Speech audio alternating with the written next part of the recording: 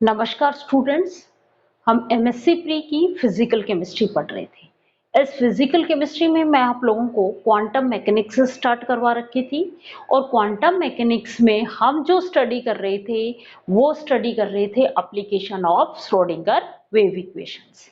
उसमें मैंने आप लोगों को 1D बॉक्स में पार्टिकल्स की वेव इक्वेशंस हमने कैलकुलेट की 1D बॉक्स में, और हमने कैलकुलेट की 3D बॉक्स के अंदर। आज हम कैलकुलेट करेंगे रिजिड रोटेटर मॉडल के लिए वेव इक्वेशंस।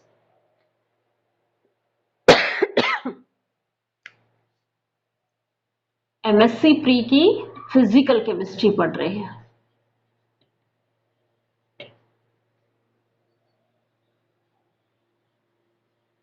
इसमें हम यूनिट फर्स्ट की बात कर रहे हैं, quantum mechanics.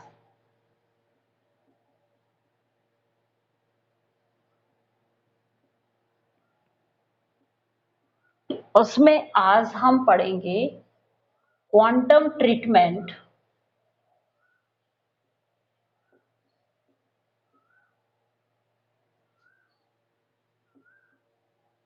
Quantum treatment of rigid rotator.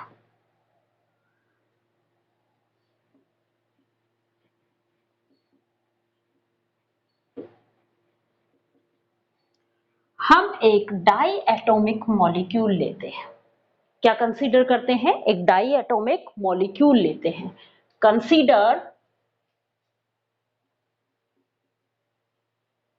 A diatomic molecule.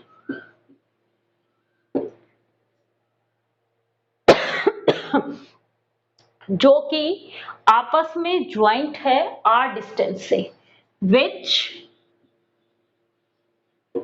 join to each other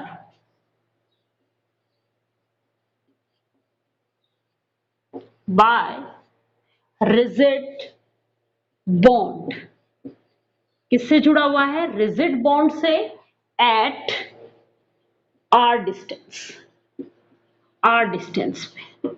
जब ये अपने सेंटर ऑफ ग्रेविटी से रोटेट करेंगे तो इस r की वैल्यू चेंज नहीं होगी।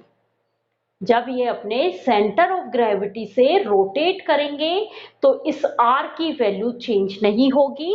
Means during rotation not change bond length.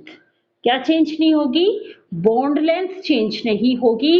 इसीलिए ये डाई एटॉमिक मॉलिक्यूल का जो रोटेशन मॉडल है, ये मॉडल क्या कहलाएगा? रिजिड रोटेटर कहलाएगा। क्लियर यहां तक? ये बात हमने स्पेक्ट्रोस्कोपी में भी स्टडी की थी, माइक्रोवेव स्पेक्ट्रोस्कोपी पढ़ी थी वहां पे भी। मैं यहाँ पे दो एटम्स ले रही हूं, ए और बी। एटम ए का जो मास है वो m1 है, एटम बी का मास m2 है, और इन दोनों के बीच जो बॉन्ड लेंथ है वो है r। ये अपने सेंटर ऑफ ग्रेविटी से रोटेट कर रहे हैं। मान लो इनकी सेंटर ऑफ ग्रेविटी जो है वो यहाँ है और इससे ये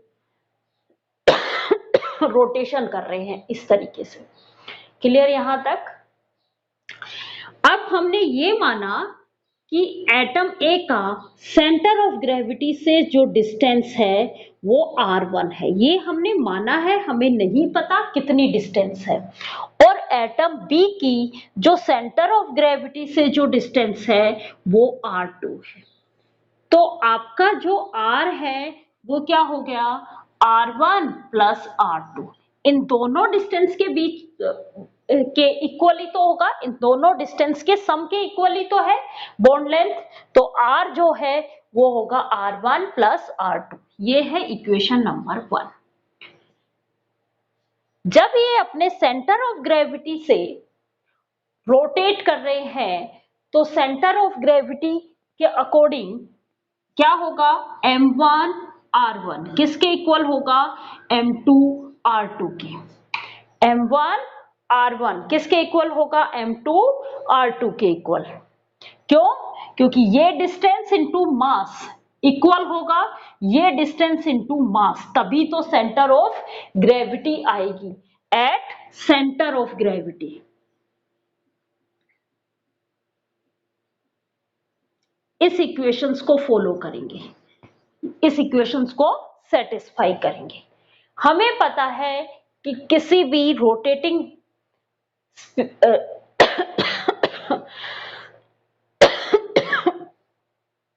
जो रोटेट करता है उसका मोमेंट ऑफ इनर्शिया की वैल्यू आती है, या मोमेंट ऑफ इनर्शिया के लिए हम एक इक्वेशन देते हैं आई। मोमेंट ऑफ इनर्शिया ये होता है summation of M I R I की स्क्वायर। आई क्या है, 1 से लेके n तक कुछ भी हो सकती है। हम ये इक्वेशंस किसके लिए यूज करेंगे, डाई एटॉमिक मॉलिक्यूल्स के लिए।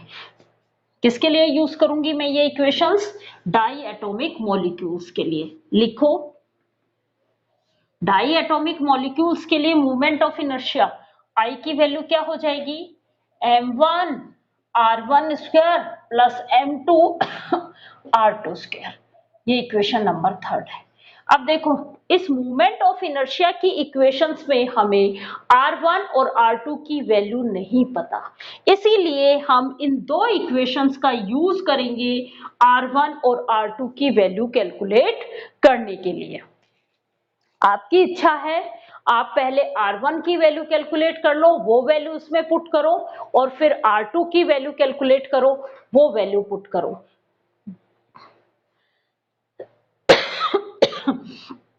r1 क्या होगा, r माइनस r2, किससे, इस इक्वेशन से। अब मैं इस r1 की वैल्यू इस इक्वेशन में पुट करता हूं, तो क्या आएगा, m1 r1 की जगह मैं क्या रखूंगी, r माइनस r2, किसके इक्वल m2 r2। क्या बनेगा, m1 r minus m1 r2 किसके इक्वल हो जाएगा, m2 r2 के। r2 r2 वैल्यूज एक साइड लेके जाओ, m1 r किसके इक्वल हो जाएगा, m2 r2। ये माइनस था, इधर की साइड जाएगा, प्लस में कन्वर्ट हो जाएगा m1 r2। m1 r किसके इक्वल हो जाएगा, m2 प्लस m1 r2। ये हमें सब चीजें पता है, तो आपके पास r2 की वैल्यू आ गई m1 r upon m1 plus m2। Similarly हमारे पास r1 की वैल्यू आ जाएगी, ये वैल्यू आएगी m2 r upon m1 plus m2। ये दोनों वैल्यूज r1 और r2 की वैल्यू मैं पुट करूंगी इक्वेशन नंबर 3 के अंदर।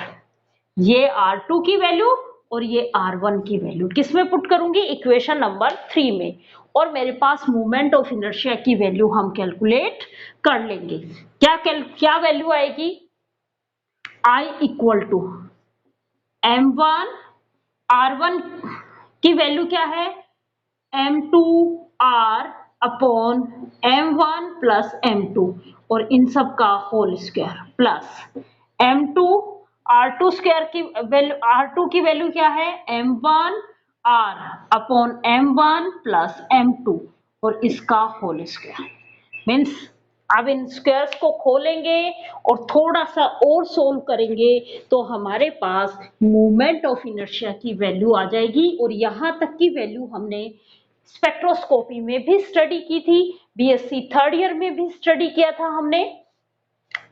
I इक्वल टू ये आ गया m1 m2 की square r square upon m1 plus m2 का होल स्क्वायर, प्लस ये आ गया m2 m1 square r square upon m1 plus m2 का होल स्क्वायर।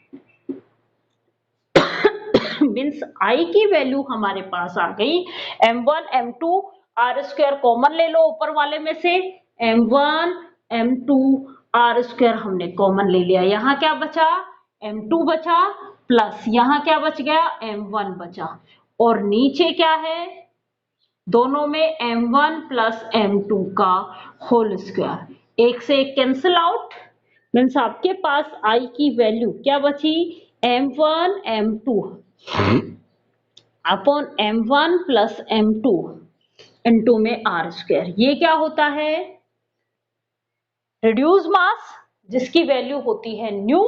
तो हमारे पास मोमेंट ऑफ इनर्शिया आई की वैल्यू आ गई न्यू आर स्क्वायर। यहां तक का पोर्शन हमने पहले भी बहुत बार पढ़ चुके हैं, new are square.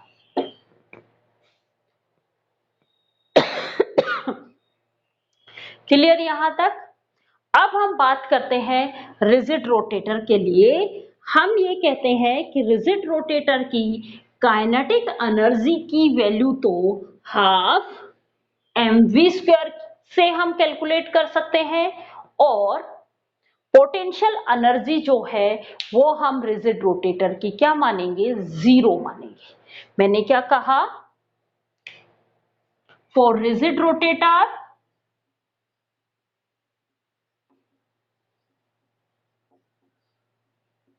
we consider the kinetic energy of rigid rotator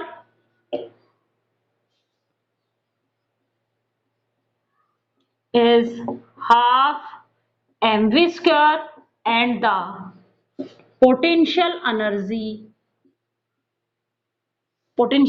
को मैं v से लिख देती हूँ, v is 0।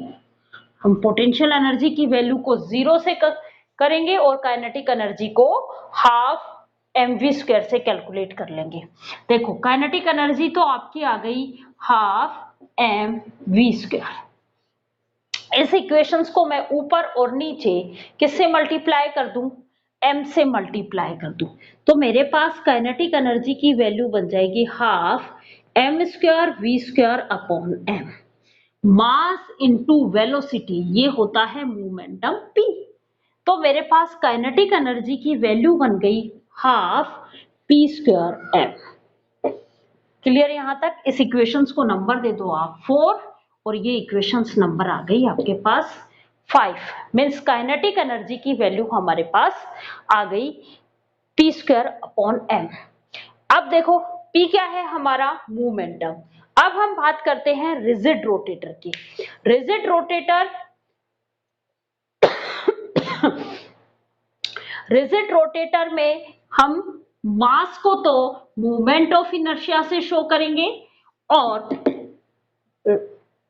लीनियर वेलोसिटी को एंगुलर वेलोसिटी से रिप्रेजेंट करेंगे। तो for rigid rotator the mass m ये रिप्रेजेंट होता है I से, मोमेंट ऑफ इनर्शिया से, एंड लीनियर वेलोसिटी ये होती है एंगुलर वेलोसिटी W से। तो ये इक्वेशंस कुछ इस फॉर्म में बनी क्या, काइनेटिक एनर्जी ये हो गया हाफ I ओमेगा स्क्वायर। मैं इसको ऊपर और नीचे I से मल्टीप्लाई करूं, सेम काम करूंगी जो अभी इस इक्वेशंस में किया था मैंने। काइनेटिक एनर्जी ये हो गई मेरे पास हाफ I की square omega square upon I। देखो यहां पे क्या था, मोमेंटम।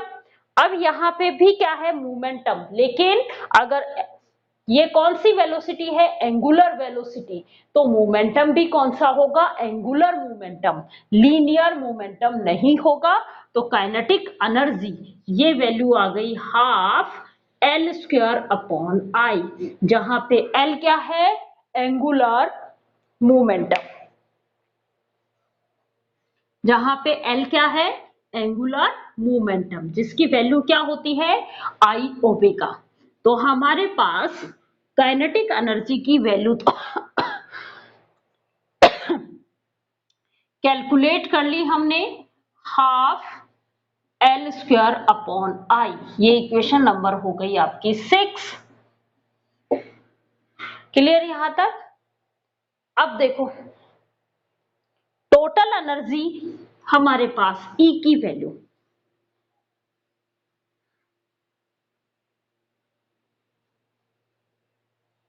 हम बात करते हैं क्वांटम की, तो हम बात करेंगे ऑपरेटर की।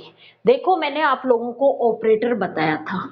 हम Schrodinger wave equations H psi equal to E psi काम में लेते हैं, जहां पे मैंने आप लोगों को क्वांटम ऑपरेटर के बारे में डिफाइन किया था, और वहां पे हमने ये H ऑपरेटर, इस ऑपरेटर को हमने लिखा था काइनेटिक ऑपरेटर प्लस में पोटेंशियल ऑपरेटर, ये लिखा था। पोटेंशियल की वैल्यू हमारे पास जीरो, मीन्स ये ऑपरेटर हमारे पास जीरो। तो काइनेटिक ऑपरेटर क्या है, हाफ एल स्क्वायर अपॉन आई। तो मेरे पास एच ऑपरेटर की वैल्यू तो क्या आ गई, हाफ एल स्क्वायर अपॉन आई, यही आएगी, हाफ एल स्क्वायर अपॉन आई। मैं इस वैल्यू को यहां पे पुट करूं तो मेरे पास वेव इक्वेशंस क्या आ जाएगी, according to Schrodinger wave equation क्या आएगा, half L square upon I psi equal to E psi, equation number 7 यही आएगा। ये कहां से आया मैंने बता दिया। ऑपरेटर जो है हैमिल्टन ऑपरेटर, ये ऑपरेटर होता है एनर्जी ऑपरेटर, और टोटल एनर्जी क्या होती है, काइनेटिक एनर्जी प्लस में पोटेंशियल एनर्जी, हमने बहुत अच्छे से कैलकुलेट किया था। एच ऑपरेटर किसके इक्वल होगा, kinetic energy operator plus potential energy operator. मैंने क्या कहा, रिजिड रोटेटर में हमने पोटेंशियल एनर्जी को क्या माना, जीरो कैलकुलेट किया। तो ये जो हैमिल्टन ऑपरेटर है ये किसके इक्वल होगा, केवल और केवल काइनेटिक एनर्जी ऑपरेटर के इक्वल। और काइनेटिक एनर्जी की वैल्यू हमने अभी क्या कैलकुलेट की, हाफ एल स्क्वायर अपॉन आई, वो वैल्यू मैंने यहाँ पे पुट कर दी और ये इक्वेशन हमने कैलकुलेट किया। अब ये जो वेव फंक्शन था, ये वेव फंक्शन कार्टेशियन कोऑर्डिनेट्स में था। मैं इस कार्टेशियन कोऑर्डिनेट्स को किस में कन्वर्ट करूंगी, पोलर कोऑर्डिनेट्स में कन्वर्ट करूंगी। किस में कन्वर्ट करेंगे हम, पोलर कोऑर्डिनेट्स में कन्वर्ट करेंगे, क्योंकि ये कैसे रोटेट हो रहा है, सर्कुलर। और जब भी सर्कुलर पाथ में कोई रोटेट होता है, मीन्स रोटेशन इस तरीके से रोटेशन करोगे आप, तो रोटेशन इसका पाथ लीनियर थोड़ी है, सर्कुलर पाथ है। तो जब भी सर्कुलर पाथ होगा तो हम कार्टेशियन कोऑर्डिनेट्स यूज नहीं करेंगे। कार्टेशियन कोऑर्डिनेट्स तो हम किस में यूज करते हैं, कार्टेशियन कोऑर्डिनेट एक्स वाई और जेड, ये कोऑर्डिनेट तो हम किसके लिए यूज करते हैं, लीनियर पाथ के लिए।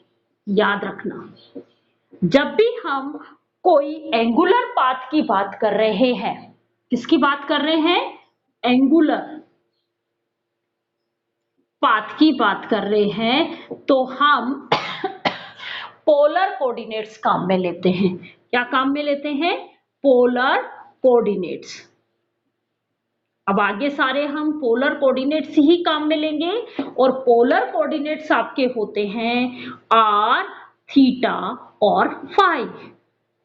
जैसे एक्स वाई जेड होते हैं वैसे ही पोलर कोऑर्डिनेट्स क्या होते हैं, आर, थीटा और फाई। इस एंगुलर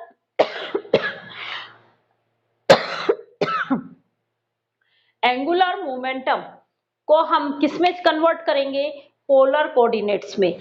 और इस एंगुलर मोमेंटम एल स्क्वायर की जो वैल्यू होती है किसमें, पोलर कोऑर्डिनेट्स में, ये वैल्यू आपको एक बार याद रखनी है। देखो कौन सा है, रिजिड रोटेटर है, मीन्स आर तो कहीं पे भी नहीं आएगा। क्या बात ध्यान रखनी है कि रिजिड रोटेटर है, इसीलिए रिजिड रोटेटर में आर क्या थी, डिस्टेंस, और ये डिस्टेंस बॉन्ड डिस्टेंस चेंज नहीं हो रही है, मीन्स आर कोऑर्डिनेट से ये इंडिपेंडेंट है। आर तो चेंज ही नहीं हो रहा है, यहाँ पे क्या चेंज होगा, थीटा और फाई। तो ये जो एल है ये भी किस बात पे डिपेंड करेगा, थीटा और फाई पे। तो क्या होगा, इन पोलर कोऑर्डिनेट्स,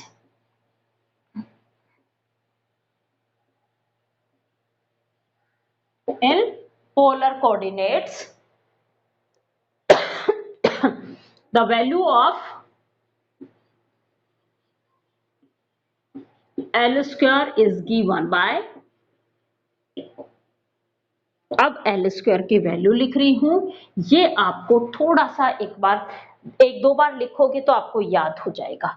ये वैल्यू है minus H square upon 4 pi की square 1 upon sine theta del del theta sine square theta del del theta plus 1 upon sine square theta del del square del phi square. ये आपको value याद रखनी है। Clear यहां तक? इस value को मैं किसमें पुट कर दूं? ये इक्वेशन नंबर कौन सी है? 7 में पुट कर दूं। ये इक्वेशन नंबर 8 दे दूं। Put the value of L square from equation number 8 into equation number 7 put करो। पुट द वैल्यू ऑफ, देखो ये 1/2 एज इट इज, इस एल स्क्वायर की जगह में ये पोलर कोऑर्डिनेट्स का मैं ले रही हूं। ये है minus H square upon 4 pi की स्क्वायर, और आई ये इसका है तो मैंने इसके साथ आई भी लिख दिया।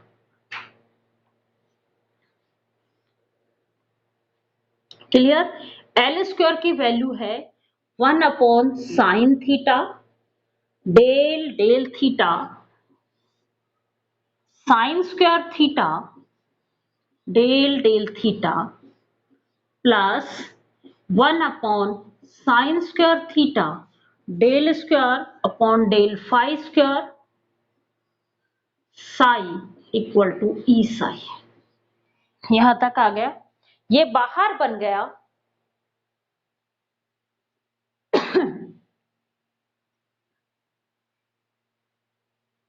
देखो ये बाहर बना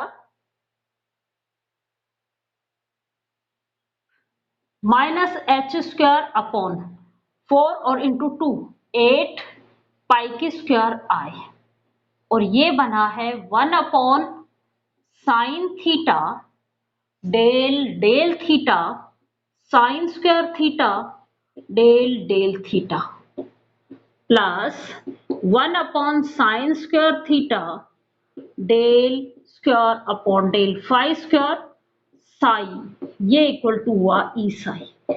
इस इक्वेशन को, ये पूरा जो मल्टीपल है इसको उठा के यहां मल्टीप्लाई कर दो। क्या बन जाएगा आपके पास? 1 upon sine theta del del theta sine square theta del del theta into में psi plus 1 upon sine square theta del square psi upon del phi square equal to, मैंने ये साई इसके साथ भी मल्टीप्लाई कर दिया, इस टर्म के साथ भी और इस टर्म के साथ भी मैंने लिख दिया। क्लियर? ये वहां पे जाएगा तो ये बनेगा 8 पाई की square I upon H square, और किसका? माइनस का, क्योंकि साइन के साथ भेज रही हूं मैं माइनस का ई साई। इस पूरे पोर्शन को उठा के यहां ले आओ इस साइड,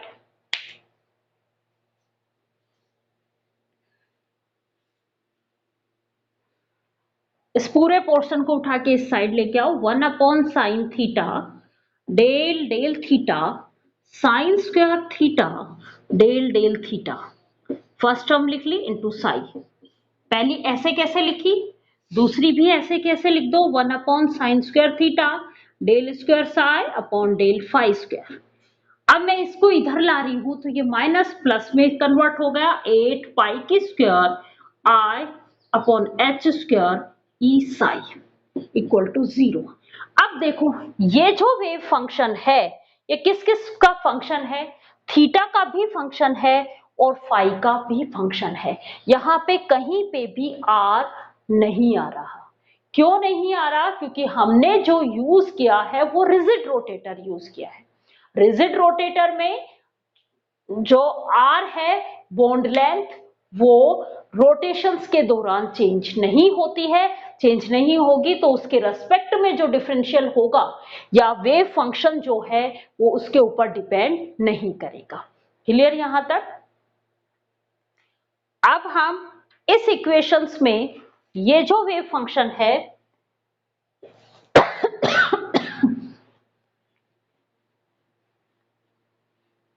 इस इक्वेशंस को नंबर दे दो आप, सिर्फ यहां तक की इक्वेशंस को रख के। इक्वेशन नंबर थी आपकी, मैं ए से रिप्रेजेंट कर रही हूं, आपके जो भी 9-10 फॉर्म थी उससे कर लेना। ये जो भी वेव फंक्शन है ये दो वेरिएबल्स के ऊपर डिपेंड करती है। दो वेरिएबल्स कौन कौन से हैं यहाँ पे? एक थीटा है और एक फाई है। और हमने ये लिखा था कि जब भी कोई वेव फंक्शंस जितने वेरिएबल्स के ऊपर डिपेंड करेगी उन फंक्शंस का क्या होगा? प्रोडक्ट की फॉर्म में मिलेगा। तो ये जो वेव फंक्शन साई है थीटा और फाई का फंक्शन है, ये मैंने मान लिया। मैं इसको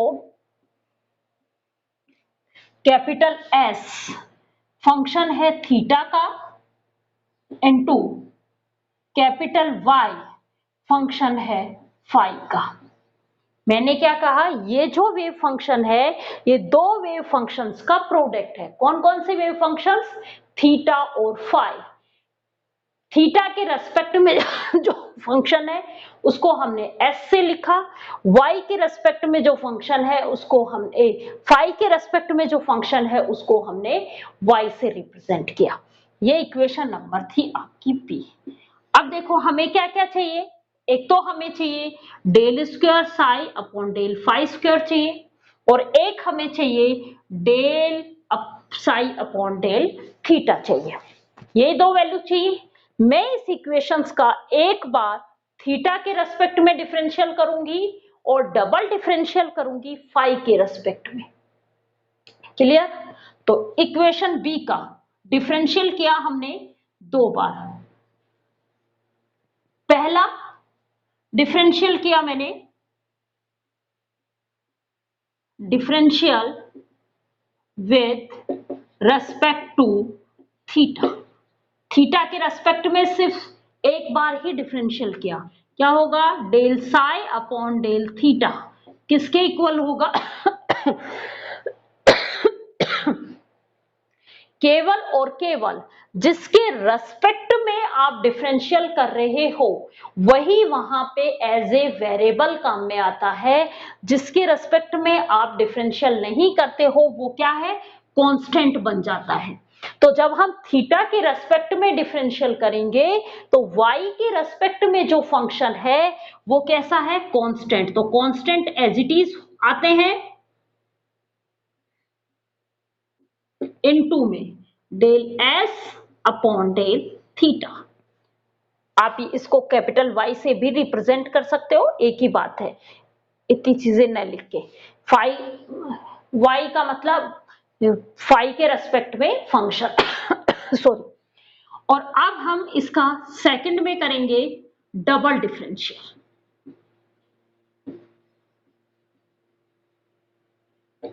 किसके रेस्पेक्ट में? With respect to phi. Phi के रेस्पेक्ट में इसका डबल डिफरेंशियल किया, del square psi upon del phi square. क्या हो जाएगा? अब यहां पे थीटा के रेस्पेक्ट में जो फंक्शन है वो एज ए कांस्टेंट आएगा, एस इनटू में del Y del square Y upon del phi square. Equation B से तो साई की वैल्यू यहां पे पुट कर दूंगी, और ये जो आपकी इक्वेशन आई है यहां से मैं del psi upon del theta की वैल्यू यहां से उठा के पुट करूंगी, और del square psi upon del phi square की वैल्यू यहां से उठा के इस इक्वेशन में पुट करूंगी। इक्वेशन नंबर ए में अब मैं किस किस की वैल्यू पुट करूंगी? साई की, del psi upon del theta की, और del square psi upon del phi square की वैल्यू पुट करूंगी। देखो 1 upon sine theta del del theta sine square theta. अब देखो del psi upon del theta की वैल्यू हमारे पास क्या है? y del S upon del theta लिख दिया मैंने, plus 1 upon sine square theta del square phi upon del phi square, del square psi upon del phi square की value क्या है हमारे पास, ये रही capital S into del square Y upon del phi square plus 8 pi की square I E upon H square, और इस साई की जगह मैं वैल्यू पुट करूंगी एस इंटू वाई और इक्वल टू 0। यही आया। अब देखो ये बाकी की इक्वेशंस हटा देते हैं, अब इस इक्वेशंस को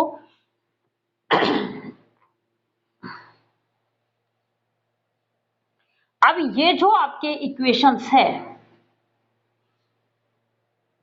इक्वेशन नंबर सी, इस सी इक्वेशंस को हम डिवाइड करेंगे एस वाई से, पहली चीज, क्योंकि हम यहां पे क्या हटाएंगे, एस, ये y के रेस्पेक्ट में y हटा देंगे यहां से, तो इस इक्वेशंस को मैं डिवाइड करूंगी एस वाई से और मल्टीप्लाई करूंगी, क्योंकि मुझे यहां से साइन स्क्वायर थीटा हटाना है। मैं यहां पे दो अलग अलग वेरिएबल्स की टर्म बनाऊंगी, एक में केवल थीटा रहेगा और एक में केवल फाई रहेगा। यहां पे देखो इसमें क्या है, एस थीटा वाला भी है और ये साइन स्क्वायर थीटा भी है, मुझे ये हटाना है। इसमें क्या है, फाई वाला है, मुझे ये हटाना है। क्लियर? तो ये इनके लिए मैं क्या करूंगी, इस इक्वेशंस को किससे, एस वाई से डिवाइड करूंगी, divide equation C by S Y. S Y से डिवाइड करूंगी तो यहां से y हट जाएगा, यहां से s हट जाएगा, यहां से एस वाई हट जाएगा। Clear? And multiply by sine square theta. Sine square theta से मैं इसको क्या करूंगी, मल्टीप्लाई करूंगी। देखो हम एक एक टर्म करेंगे, ये y हमारा कांस्टेंट था, ये बाहर आ जाएगा।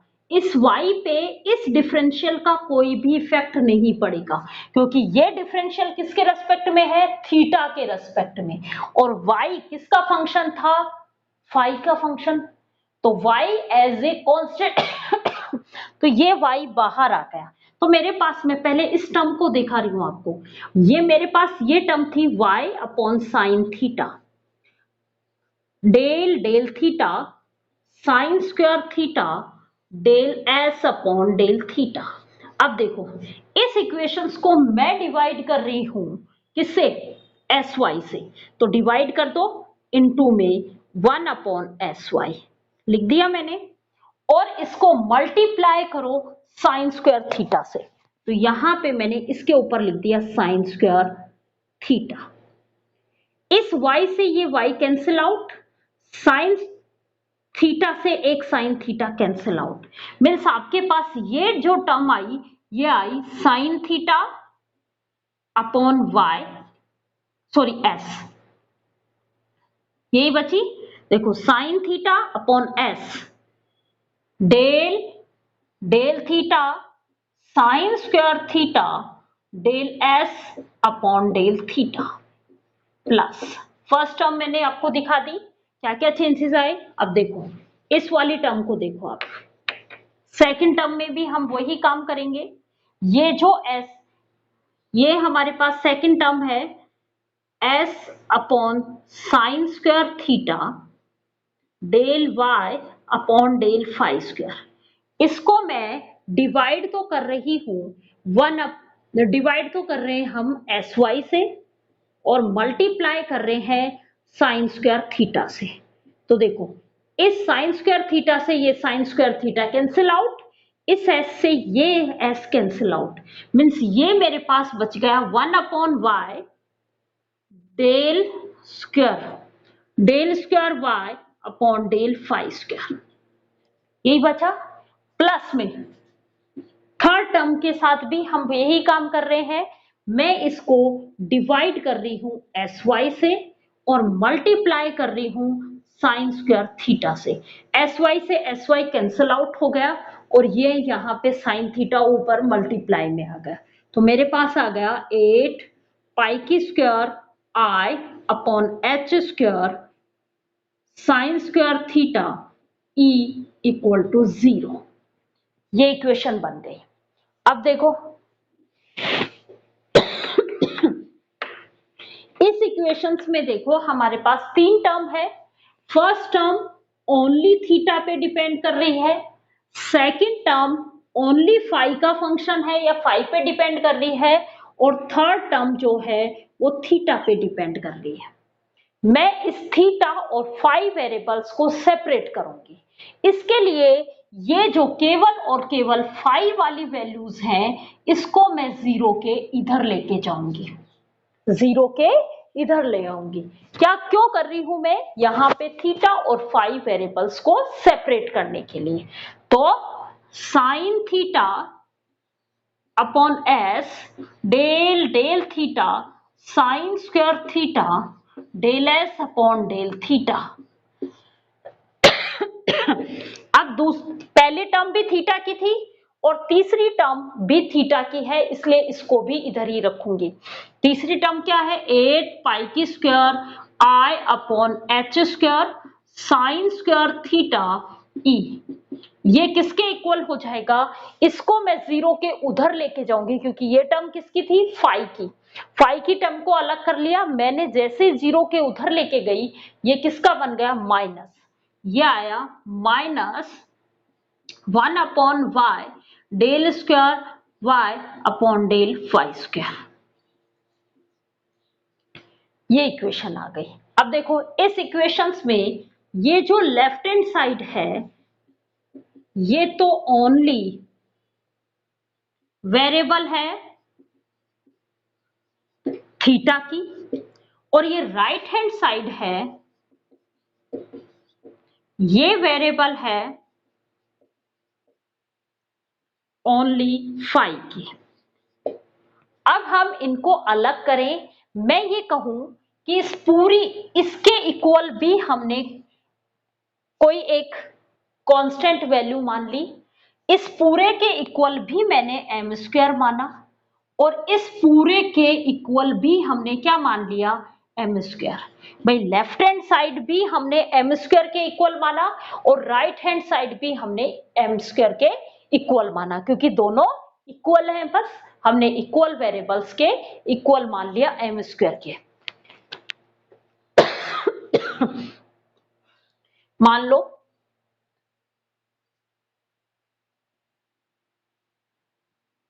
हम बात करते हैं राइट हैंड साइड वाले की।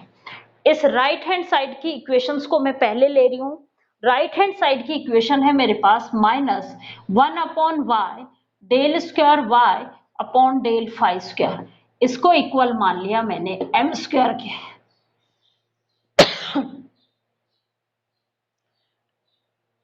इसको जीरो के इधर लाएंगे, ये माइनस का होगा, दोनों तरफ माइनस कॉमन ले लेंगे, मेरे पास एक इक्वेशन बन जाएगी 1 upon Y del square Y upon del phi square plus M square equal to 0। इस y को यहां मल्टीप्लाई कर दो, आपके पास इक्वेशन आ जाएगी del square Y upon del phi square plus M square Y equal to 0।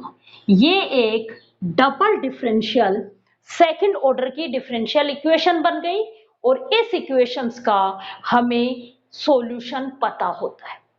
ये इक्वेशन नंबर कौन सी आ गई आपकी, जो भी थी आपकी डी, ये इक्वेशन नंबर डी आ गई।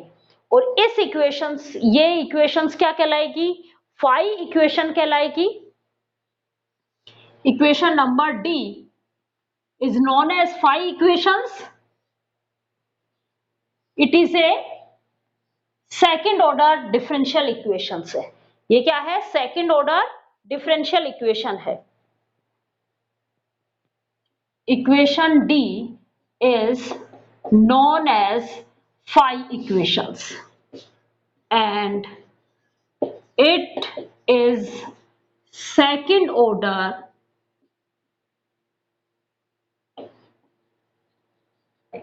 differential equation है। और इन सेकंड ऑर्डर डिफरेंशियल इक्वेशंस का सॉल्यूशन हमें पता होता है and the solution of this equation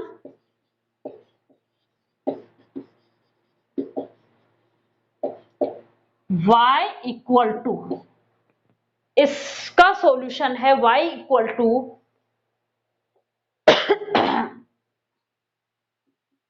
a e raised to power minus iota m phi, a e raised to power minus iota m phi। ये equations आपकी ई कर दो। ये a क्या है? नॉर्मलाइज्ड कांस्टेंट, और ये जो नॉर्मलाइज्ड कांस्टेंट है इसकी वैल्यू हम नॉर्मलाइज्ड कंडीशन से कैलकुलेट कर सकते हैं, और नॉर्मलाइज्ड कंडीशन से a की value, a is normalized constant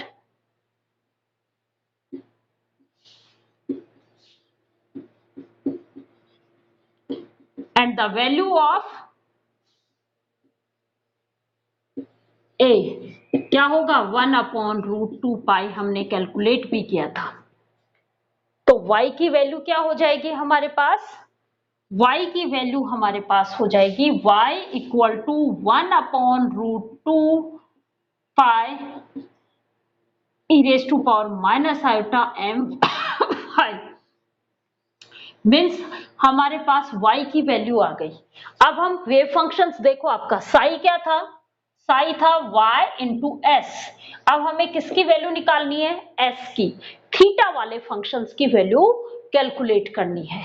तो ये जो सेकंड हैंड या लेफ्ट हैंड साइड जो थी, ये केवल थीटा वेरिएबल थी जिसके इक्वल हमने क्या माना था? m square. तो अब मैं इस इक्वेशंस को लूंगी। राइट हैंड साइड से मुझे किसकी वैल्यू मिल गई? y की वैल्यू कैलकुलेट कर ली। ठीक है, अब हम यूज करेंगे left hand side values.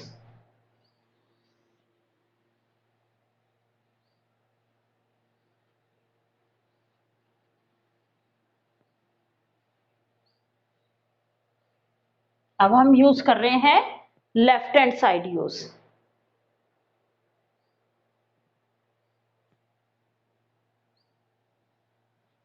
Now consider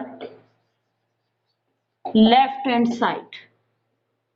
consider करो sine theta upon S del del theta sine square theta del S upon del theta plus ये क्या है? 8 पाई की square I upon H square sine square theta E equal to, ये value है किसके equal?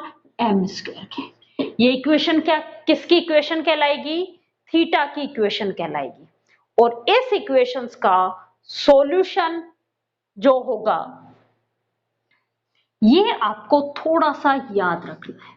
This equation is called theta equations. केवल और केवल थीटा के वेरिएबल्स हैं, इसलिए ये इक्वेशंस क्या कहलाएगी? थीटा इक्वेशन कहलाएगी।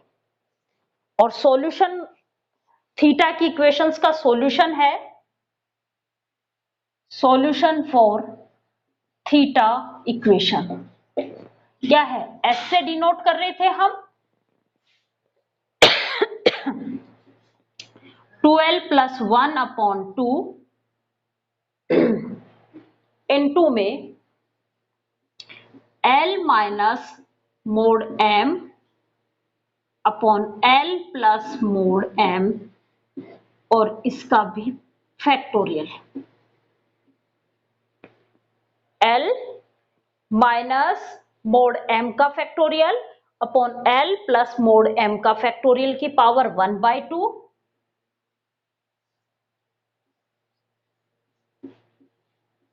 p iota theta cos theta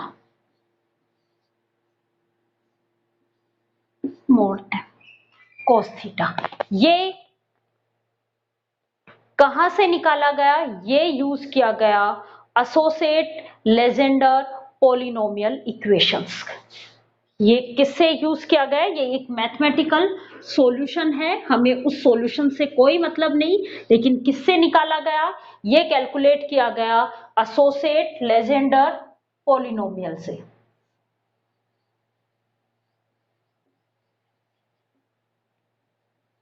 Legender polynomial,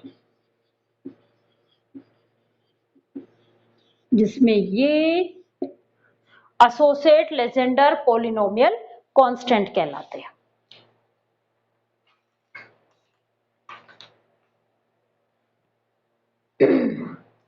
देखो, थीटा के सॉल्यूशंस में हमें दो क्वांटम आपके इंट्रोड्यूस हुए, दो क्वांटम नंबर, कौन कौन से, एल और एम। एल क्या कहलाता है, एजीमुथम क्वांटम नंबर, और एम क्या कहलाता है, मैग्नेटिक क्वांटम नंबर। और इस सॉल्यूशंस, ये जो इक्वेशंस के सॉल्यूशंस हमें तभी प्रोवाइड होंगे जब हमारे 8 पाई की square M upon H square E, 8 pi की स्क्वायर एम की जगह सॉरी आई है आपका, 8 पाई की square I upon H square ई, इसकी जो वैल्यू है, ये जो वैल्यू किसके इक्वल होगी, एल एल प्लस 1 के।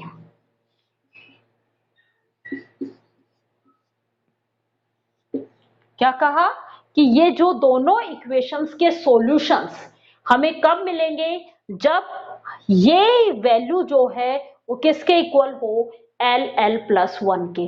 तो यहां से हम इस एनर्जी की वैल्यू कैलकुलेट कर सकते हैं। ई होगा एच स्क्वायर अपॉन 8 पाई की square I L L plus 1।